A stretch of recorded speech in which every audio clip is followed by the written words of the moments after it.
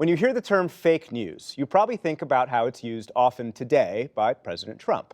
But it's actually an old term used by the Soviet Union as a reference to disinformation campaigns that the Soviets and now the Russians have long used to destabilize the West. It worked before, and it's working again now.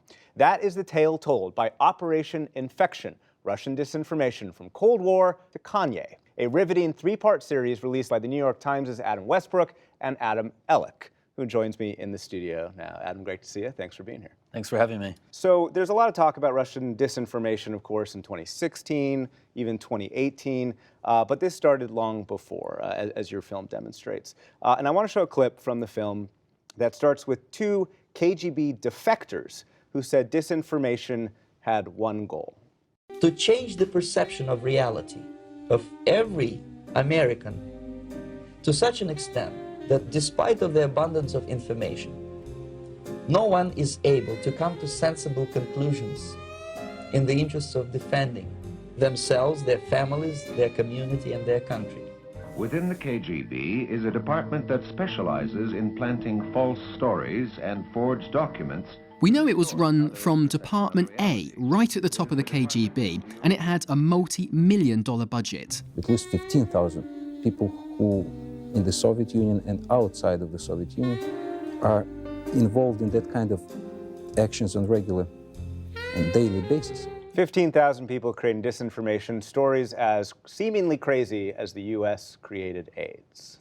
And many of them were super creative. I mean, we're talking about planting fake stories in communist newspapers in India, in South America. We looked at the AIDS campaign, which was launched in 1984, and we found newspaper clippings planted by the Soviets about this story in 80 different countries. Did it work? I mean, did those stories end up in the U.S. press? They worked in the sense that they were toxic, and they were successful in that they sowed chaos, and even some of the cases, like the AIDS one that we examined, there are millions of Americans who still believe in that hoax today. Another conspiracy is JFK was killed by the CIA, also created by Soviet origin. Let's talk about the responses to that, because for a long time the U.S. didn't know what to do. And then President Reagan came along, right? Yeah, President Reagan changed the policy when it came to disinformation. Before Reagan, the thinking went that if you respond to a fake news story, you dignify it. And that's actually something we've heard a lot in the past few years. But Reagan came in and started throwing punches right away. And his policy was basically, we're going to take this on and we're going to expose it. And he started a team in the State Department called the Active Measures Working Group. Active measure being the term that the Soviets used to describe their own campaign. Exactly, their disinformation campaigns. And this was basically a counter group. It wasn't funded lavishly. Some of the people worked part-time, but they were really motivated by truth. And they worked day and night putting out the fire hose of falsehoods put out by the Kremlin. It was a painstaking process. It took them 6 years to debunk the AIDS conspiracy, but they did it with many, many reports. And one of the really heartwarming scenes in our film is we interviewed a woman who's now retired, but she led that team in the 1980s.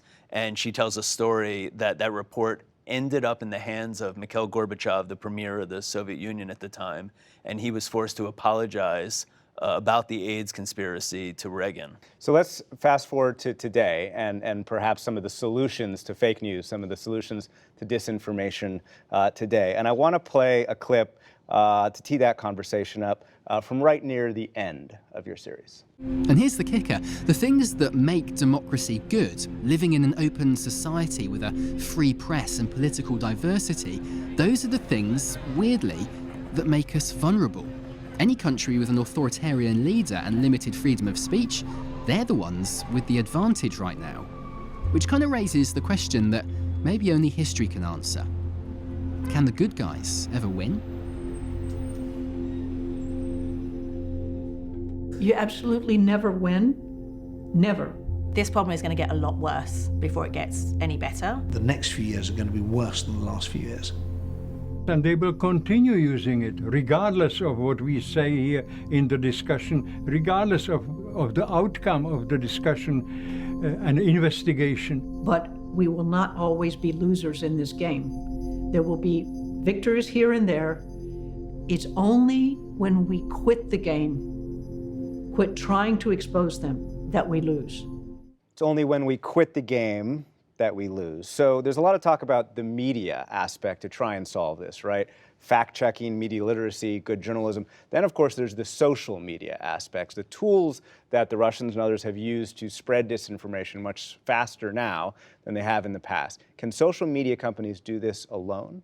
Certainly not. I think they've failed at that opportunity over the past 4 years. These attacks started in 2013, 2014, and they have taken some baby steps, but it's not enough, and it's not being treated with the urgency that the crisis demands. So I think it's time for the government to get involved. But the U.S. doesn't think this way, does it? It doesn't think of disinformation as some kind of battlefield, right? Whereas Russia does think of it that way. Yeah, and it's not military warfare, but it's still warfare. It's disinformation warfare.